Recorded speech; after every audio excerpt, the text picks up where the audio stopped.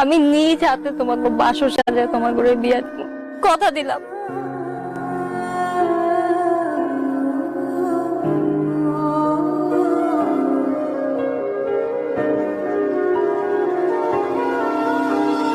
কি হলো? চুপ করে গেছে কেন? কিছু কও না।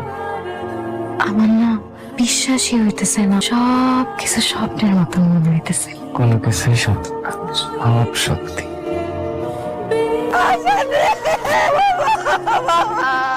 বাবা জান, বাবা